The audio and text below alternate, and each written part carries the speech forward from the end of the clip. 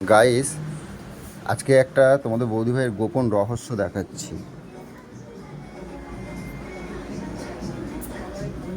আমরাও ভালো থাকবো, সবাই ভালো থাকবো, সুস্থ থাকবো। তোমার কাছে তো এইটুকুনি চাই, আর তো কিছু চাই না। বলো কি করো? বলছি, তুমি একা একা কি বকবক করো কেন? কোথায় বকবক করলাম?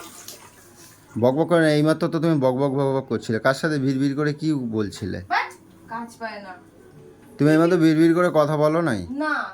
এই যে বললে আমি শুনতে পেলাম তো। কি বললাম? তুমি এইমাত্র কথা বলো নাই? কি বললাম?